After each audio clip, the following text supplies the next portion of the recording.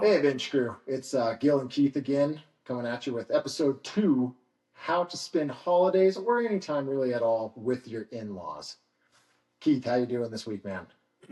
Not too bad, man. Not too bad. Yeah, I can't complain. It's been a good one. What about you?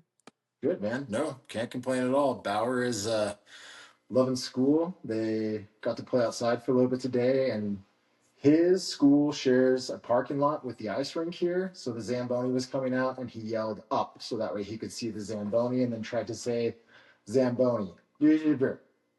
Perfect. That was a total win. Also, this is dropping on the 23rd. Penguins play the Seattle Kraken the 22nd, and I'm calling it. Pittsburgh won the game yesterday. I know Sid won't let me down. Go ahead, put money on it now, Keith. Yeah, You're yeah. welcome. I theoretically will have been at an Avs game where they beat the Predators yesterday. So That seems very par likely. parlay it. I guess it's too late. Yeah, but here we go. We got a parlay Avs Pens that day. Yep. If you should have been here with us live. Otherwise, yeah. Well, let's go ahead. Let's get to the meat and two veg of this episode, and that is spending time with the in-laws. Keith, I don't know about you, but I get along with my in-laws really well. Courtney's dad and I hit it off super quick.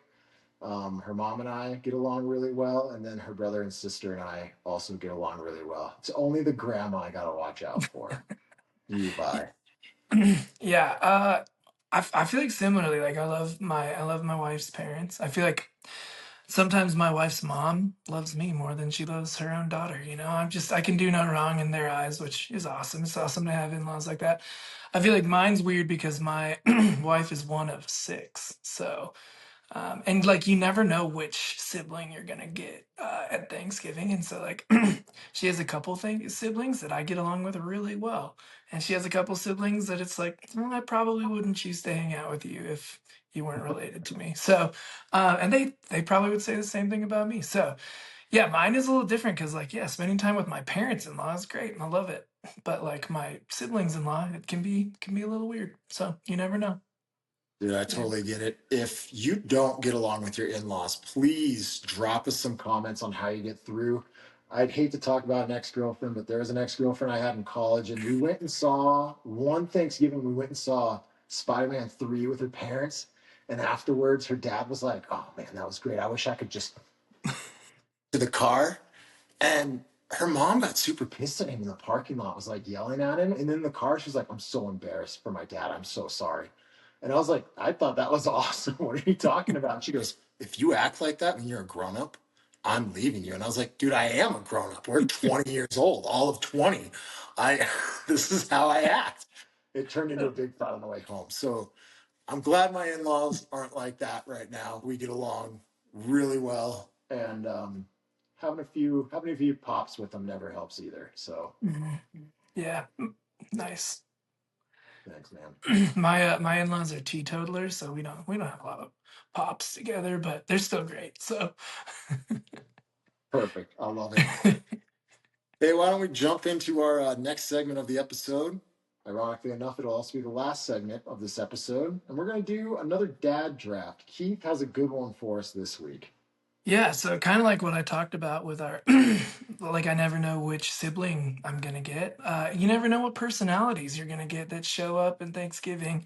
And sometimes even though they're a train wreck, they make it worth it. So we're gonna draft the characters that show up at Thanksgiving, and we're gonna draft like yeah who they are and why we want them there. And yeah, it might be a disaster, but we all know that a little drama at Thanksgiving makes it it gives you more to be thankful for in the end. So, so Gil went first in our last one, so I'm gonna go first this time.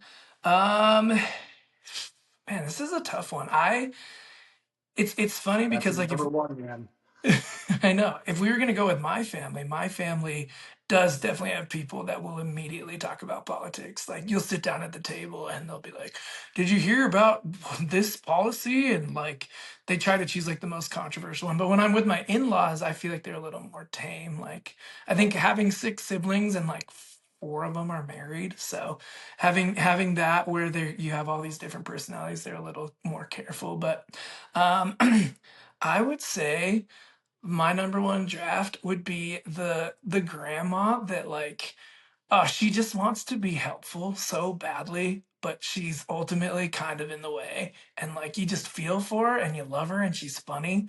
But like, yeah, so I think that's my favorite. That like she just wants to bring something to the table and everybody's like, Grandma, like we got this, like you rest, and she just won't have it. So I think that's my number one choice. I was gonna go for that in a deep round pick, so I'm bummed it's off the table. My number one though was always gonna be the the dad, uncle, brother, whoever it is that's just looking to pick a fight. I always love to get on that guy's good side and egg him on just a little bit, know who his target is, and egg them on a little bit, and go back and forth all night on either side, and just keep them guessing on who I'm going to support. Because after a while, they just say something, and then they'll just look at me like they'll say something across the room at their target, and then they'll just go look at me like, do I support them or not? And I love supporting them a lot at first, but like come 8 o'clock when I just disagree with them, it's just like that heartbreak is incredible. It's a good one. That's a good one. So I think for my number two, this could be a brother, a sister, a cousin, a brother-in-law. I feel like it's usually someone like that's more on your age. But I'm gonna call it like the person that's at a class reunion for Thanksgiving, where like they're using Thanksgiving dinner to let you know that they've got it figured out and you don't.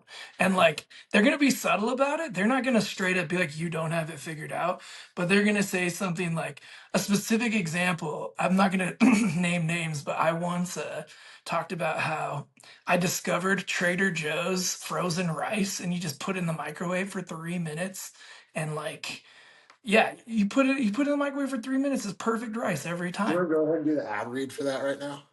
Trader Yeah, I Joe's wish, frozen dude. rice. Yeah, get the I would ad love read to ready. not pay for Trader Joe's microwavable rice. But anyway, I had a family member at the table that was like, "Are you serious? You're in your 20s and you can't just put rice in a rice cooker?" And I was like, "Bro, what are you talking about?" So, yeah, so that's what I'm gonna do. The one that thinks they're better than you and lets you know that they are. So, I love that person. It's oftentimes me. I'm gonna pick for my second pick. Super pumped for this one. Good energy guy in the room. I'm picking the. I'm gonna say 4 to 7 year old with golden retriever energy, where they are just like happy to see everyone. Everything is the best thing ever. They get super pumped for green bean casserole just because they're at the table. And bonus points to this kid too, if this is their first year at the grown-up table and they're not at the kid table, taking them probably with the first pick overall then, because that kid is always a joy to be around. yeah, so true, so true. He's super All right. pumped. All right, so for number three, man, there's a lot of them. I feel like, man, I just had it and then I lost it.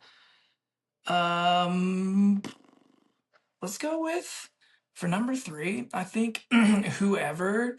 Okay, I got it. I got it. It's the person that always like you get there in the morning and they're super pumped to watch Thanksgiving Day parade and like they hype it up and they're like, "This is the best Thanksgiving tradition," and then you're like, nobody's actually watching. Like nobody actually cares. Like we just have it on in the background while like grandma's making cinnamon rolls or whatever. But like someone has made it like the only way this Thanksgiving is going to be solid is if we watch the Thanksgiving Day parade. And it's like, all right, dude, you're trying to put it on the same level as the football in the afternoon, and it's just not.